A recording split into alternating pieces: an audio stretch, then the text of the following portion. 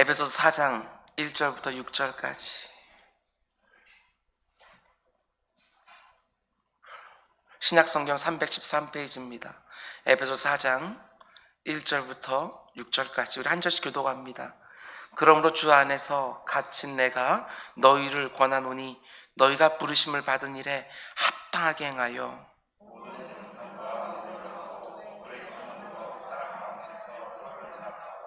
평안에 매는 줄로 성령이 하나 되게 하신 것을 힘써 지키라.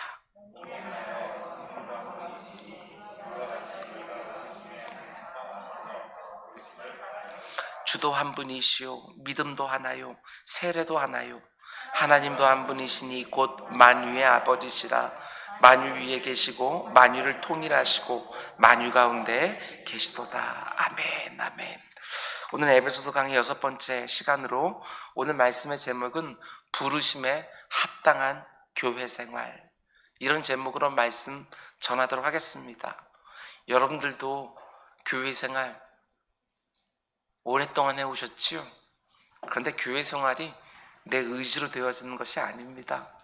하나님의 은혜를 안 주시면 그냥 이렇게 쉬워 보이는 교회 생활도 너무나 힘들고 고통스러울 때가 얼마나 많은지 여러분 다 경험해 보셨으리라 생각을 합니다. 하나님께서 우리를 이 교회로 부르셔 주셨는데 어떻게 우리가 교회 생활하는 것이 부르심에 합당한 모습일까? 오늘 우리가 함께 생각해 보려고 합니다. 지난 시간부터 우리는 에베소서 4장 말씀을 함께 묵상하기 시작을 했습니다. 그러면서 중요한 한 가지를 다시 한번 상기시켜 드렸습니다. 에베소서 4장 말씀은 단지 3장에서 한 장 넘어온 그 정도가 아니라 총 6장으로 기록된 에베소서의 흐름 안에서 큰 전환이 이루어지는 장이라고 말씀을 드렸습니다. 어떤 전환입니까? 사도 바울의 대부분의 서신서들을 보면 앞부분에는 교리와 믿음에 대해서 나오고 뒷부분에서는 실천과 그리스도인의 윤리가 기록됩니다. 에베소서도 마찬가지지요. 1장부터 3장까지 말씀은 우리 그리스도인들은 무엇을 믿는가? 교리와 믿음에 대해서. 그리고 이어지는 4장부터 6장까지 말씀은 그러면 구원받은 그리스도인들은 어떻게 살아야 되는가? 실천에 관한 부분, 그리스도인들에게 주어진 하나님 나라의 윤리에 대해서 말해주는 것입니다. 그러니까 오늘 보면 4장 1절에서 6절까지 말씀은 교리에서 실천으로 그리고 이론에서 윤리로 넘어가는 큰 전환이 일어나는 부분입니다. 그런데 이렇게 큰 전환이 일어나는 부분에서 사도 바울이 가장 먼저 말하는 게 무엇이냐? 1절 하반부를 보면 너희가 부르심을 받은 일에 합당하게 행하여, 이렇게 되어져 있습니다. 그러면 어떻게 사는 것이 부르심에 합당한 모습인지 이제 사도 바울이 하나씩 말씀해 줍니다. 여기서 합당하다는 말은 어울리고 조화롭다라는 의미라고 말씀을 드렸습니다. 하나님께서 우리들을 부르신 그 목적과 어울리게 성도가 살아야 되는 것이고 우리를 교회 안으로 불러주신 그 하나님의 선하신 뜻과 조화롭게 우리가 교회 생활을 해야 된다는 것입니다. 사도 바울은 부르심에 합당하게 사는 모습이 어떤 모습인지를 이제 하나씩 말해주기 시작하는데 이게 의미심장합니다. 가장 먼저 말해주는 것이 바로 교회 생활에 관해서 말을 해줍니다. 3절 말씀 보면 평안에 매는 줄로 성령이 하나 되게 하신 것을 힘써 지켜라. 하나님이 우리를 구원하실 때 가지고 계셨던 목적, 우리 부르심 안에 담겨있는 하나님의 기대와 소망, 그것과 어울리고 조화롭게 살게 해주시기 위하여 하나님은 우리를 구원으로 인도해 주신 다음에 세상에 그냥 두지 않으시고 우리를 불러서 예수 그리스도를 머리로 하는 교회의 한 지체가 되게 해주셨습니다. 그런데 그 교회 생활을 우리가 어떻게 해야 되는가? 성령께서 하나 되게 하신 것을 힘써 지켜라. 이게 참 이상하지 않습니까?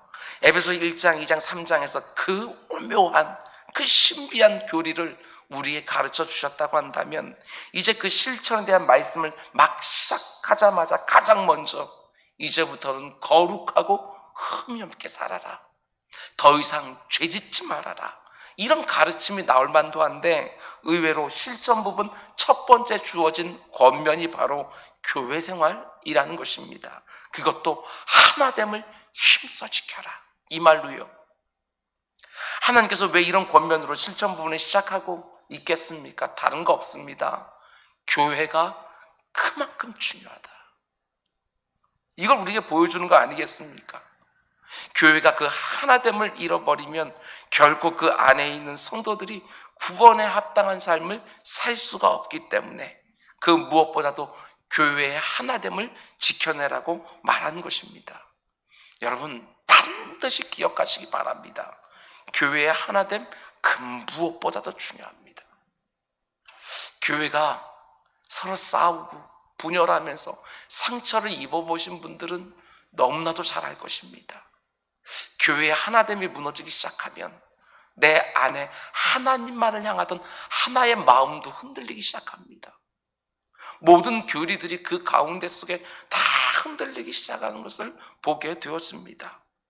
화목한 교회, 이게 얼마나 중요한지 모릅니다. 그런데 어떤 각오로 교회 하나됨을 지켜내라고 말합니까? 힘써 하나됨을 지켜라. 힘써입니다. 최선을 다해서 아무리 눈물 나는 일이 있다 할지라도 네 모든 것을 다 동원해서라도 교회 하나됨을 반드시 지켜내라. 왜 우리가 힘써 하나됨을 지켜야 됩니까? 악한 사단 마귀가 교회 하나됨을 늘 깨뜨리려고 하기 때문에 그렇습니다. 사단의 가장 유명한 별명이 뭐냐? 그것이 바로 분열의 영입니다. 교회가 얼마나 중요한지 사단 마귀는 알기 때문에 어떻게든지 교회의 하나됨을 깨뜨리려고 합니다. 사람들의 마음을 이간질시키고 충동해서 어떻게든지 교회의 화목을 깨뜨리려고 하는 것이지요. 교회를 치면 하나님을 향한 성도의 마음도 흔들린다는 걸 알기 때문에 오늘날 우리가 신앙생활하고 하는 이 땅을 보십시오. 교회들이 분열하는 이 모습들을 보면서 교회만 깨지고 그 모든 사람들이 다른 교회로 옮겨가 신앙생활을 다시 하는 것들이 아니라 아예 신앙생활을 포기하는 경우들이 얼마나 많은지 몰라요. 교회를 치면 신앙도 깨뜨릴 수 있다고 생각해요. 뿐만 아니라 악한 사단 마귀의 또 하나의 별명이 뭐냐? 그것은 바로 거짓의 영이라는 별명입니다.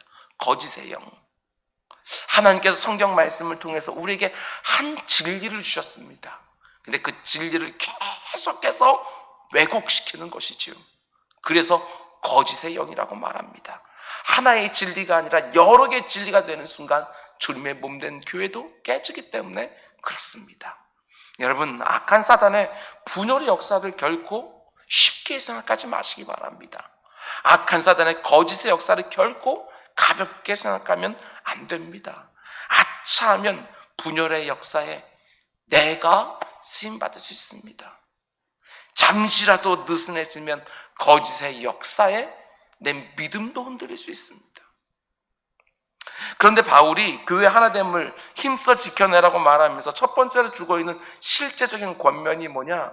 우리 함께 2절과 3절 말씀을 다시 한번 읽겠습니다. 시작. 모든 겸손과 온유로 하고 오래 참음으로 사랑 가운데서 서로 용납하고 평안에 매는 줄로 성령이 하나 되게 하신 것을 힘써 지키라.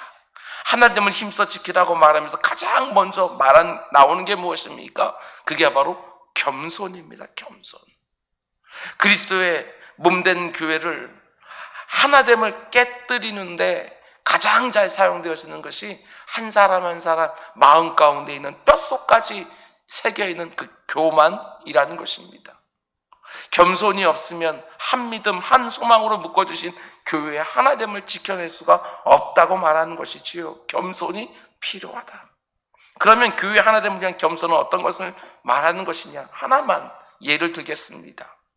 욥기서 말씀 보면 욥이 고난당할 때 그의 세 친구 빌닷, 소밧, 엘리바스가 찾아옵니다. 그들이 찾아온 이유는 고난당하는 친구를 위로하러 분명히 온 것입니다. 그런데 찾아와서 뭘 하지요? 위로하러 와서 충고를 합니다. 우리도 이럴 때가 얼마나 많은지 모릅니다.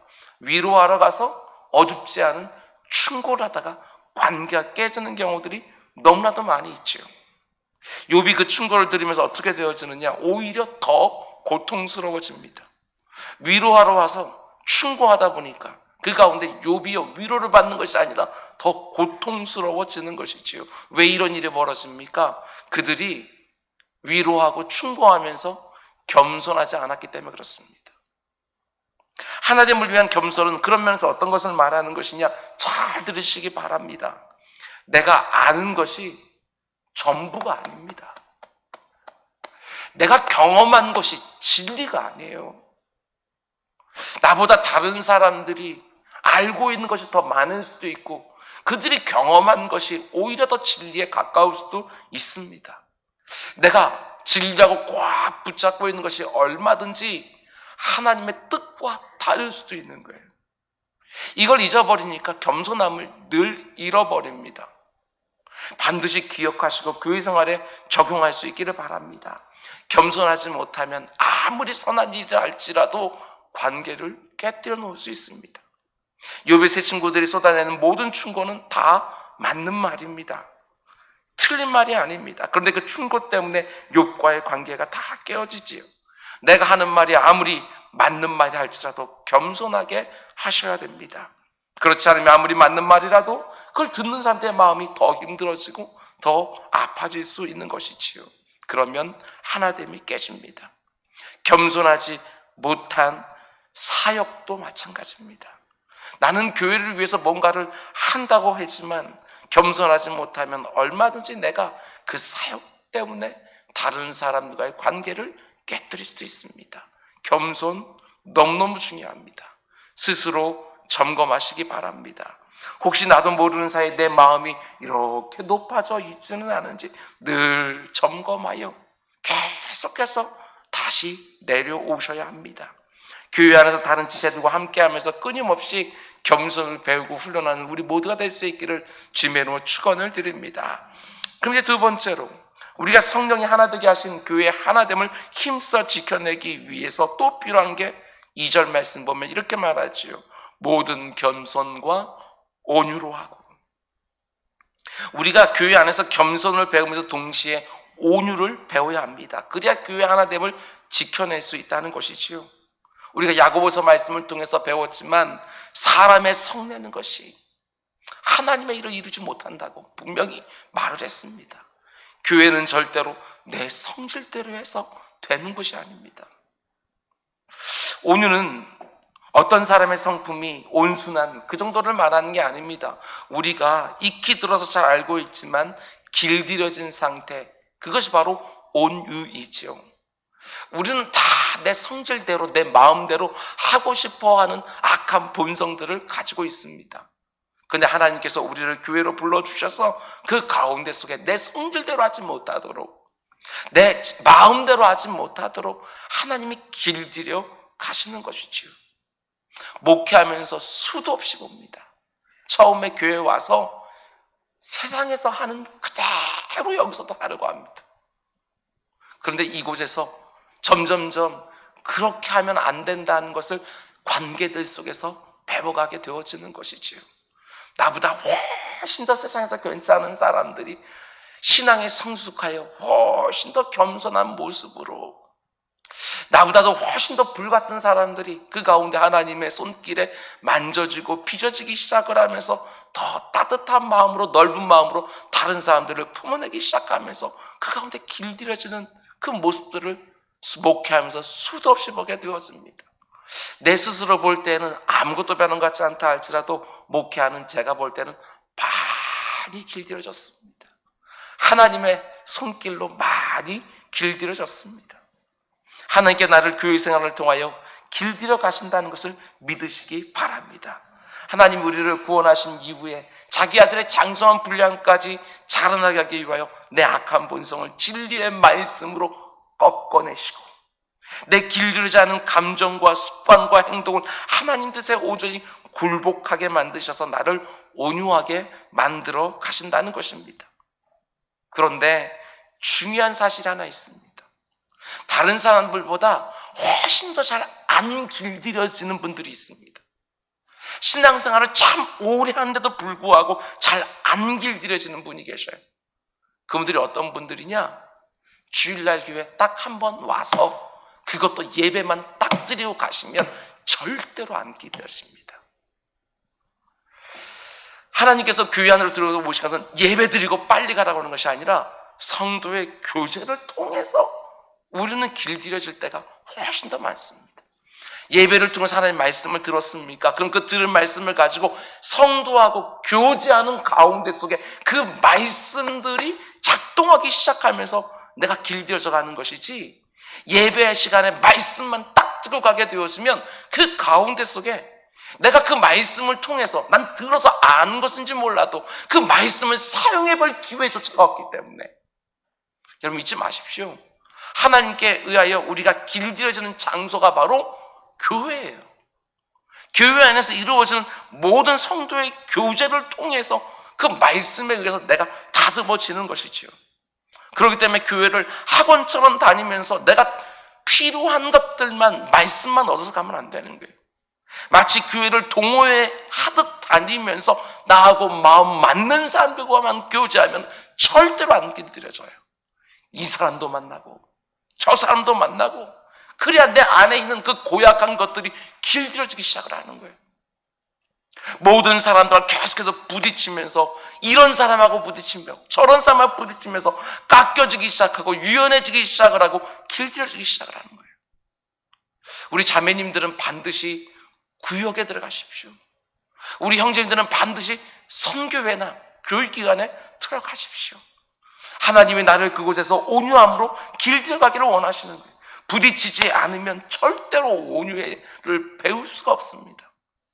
누군가와 교제하다가 상처를 받으셔서 다시 그 안으로 들어가고 싶지 않으십니까?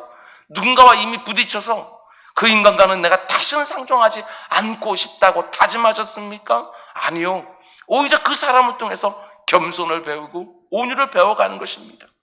하나님이 내 주변에 아주 독한 사람을 붙여주셨습니까? 하나님이 나를 예수 그리스도 닮은 모습으로 만들어주시기 위하여 진짜 좋은 훈련 조교를 붙여주신 것이죠. 제가 언젠가도 말씀을 드린 적이 있습니다. 내가 담임 목사라고 생각하고 교회 생활 하시라고. 내가 담임 목사라고 생각하고 관계들을 맺어 가시라고. 아무리 형편없는 담임 목사라 할지라도 성도를 쳐낸 적은 없습니다. 절대로 쳐내지 않습니다. 아무리 내 마음과 맞지 않다 할지라도 당신 다음 주부터 나오지 마시오. 이렇게 하지 않습니다. 나를 아무리 힘들게 하더라도 내칠 수가 없는 게 담임 목사인 거예요. 내가 담임 목사라고 생각하고 교회 생활하면 진짜 온유해집니다. 누구나라도 다 받아내려고 애를 쓰는 것이지요. 그러다 보면 머리도 좀 빠집니다. 전 담임 목사님들이 머리가 풍성하신 분을 보게 되어지면 가짜이거나 아니면 진짜 성숙했거나. 다시 한번 부탁을 드립니다. 지금은 코로나19로 잠시 멈췄지만 이 상황이 좀 이렇게 정리가 되었으면 너무나도 기다렸다는 듯이 성도의 아름다운 교제로 쑥 뛰어드십시오. 그리고 마음껏 어울리고 뒹구시고 그래야 모난 것들이 깎여지기 시작을 합니다. 그런데 우리가 이렇게 겸손의 훈련과 온유의 훈련을 받을 때 반드시 필요한 것을 또 이렇게 말합니다. 2절 말씀 보면 모든 겸손과 온유로 하고 오래 참음과 사랑 가운데서 서로 용납하라. 겸손을 배우고 온유를 배워갈 때 반드시 우리에게 필요한 게 뭐냐? 그게 바로 오래 참음입니다. 오래 참음. 그리고 사랑 가운데 상대방을 용납하는 것이 반드시 필요하다고 말합니다. 교회 안에서 다른 지체들과 하나됨을 힘써 지키기 위해 겸손과 온유를 훈련받을 때 우리가 깨닫게 되는 것이 하나 있는데 그게 뭐냐면 사람은 절대로 짧은 시간에 변하지 않는다는 사실입니다. 나도 그렇습니다. 다른 사람도 마찬가지입니다. 그렇기 때문에 필요한 게 뭐라고 말합니까?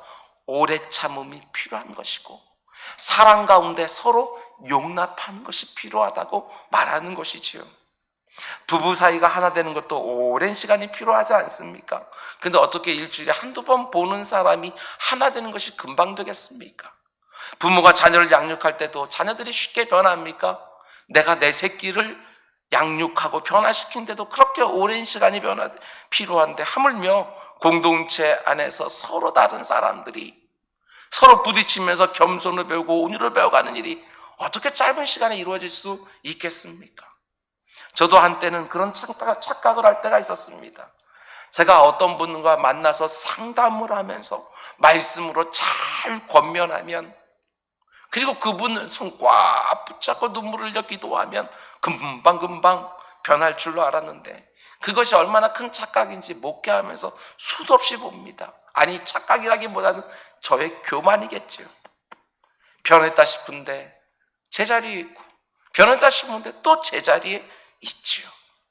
우리의 몇 마디 말과 우리 잠시 잠깐의 설득으로 그 사람을 변화시킬 수 있다고 절대상까지 마시기 바랍니다.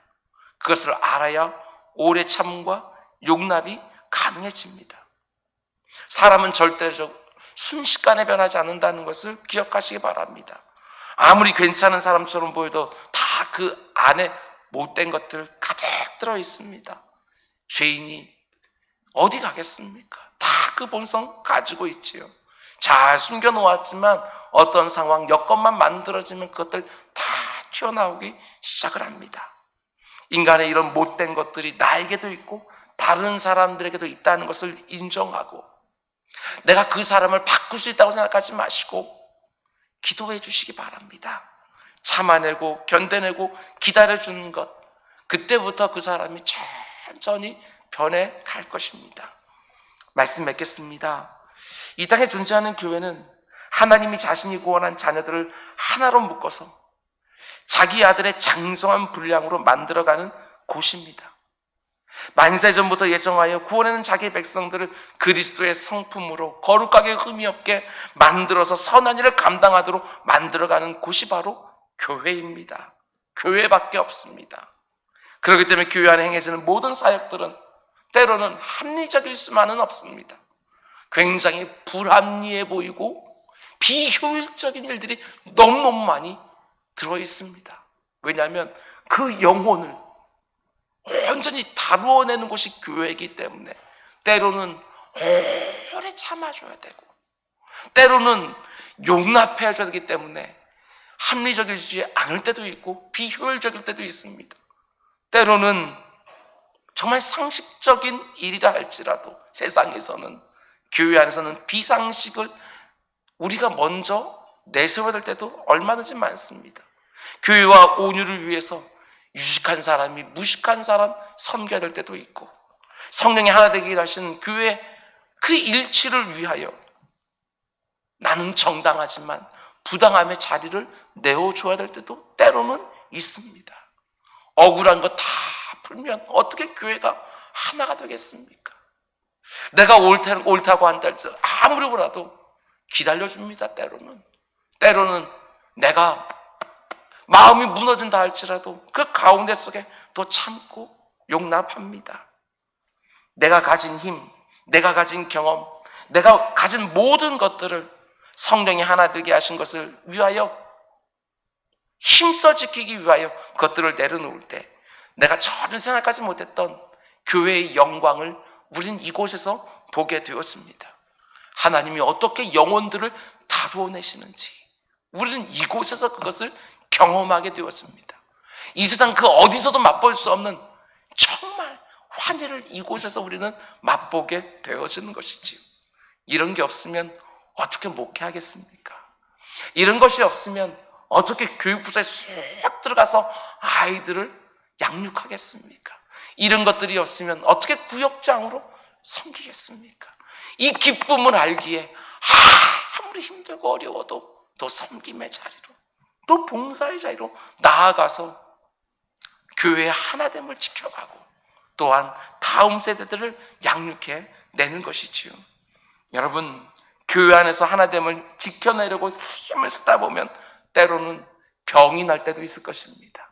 그러나 그 병도 하나님께서 기억하는 병이신 줄 알고 온전히 감당할 수 있기를 원합니다. 오늘 이 저녁 또 불이 꺼지고 기도할 때 하나님, 생명 같은 교회입니다. 주님이 머리가 되시는 너무나도 귀한 교회입니다. 이 교회 하나님이 지켜주시고 성령이 하나 되게 하신 것 힘써 지켜낸 일에 나도 써주십시오 하고 기도하는 우리 모두가 될 수 있기를 주님의 이름으로 축원을 드립니다. 기도하겠습니다. 사랑해 주님 감사합니다. 오늘도 이 수요 기도회에 사랑하는 성도님들과 함께 이렇게 모여서 함께 예배할 수 있게 하신 것 주여 진정으로 감사를 드립니다.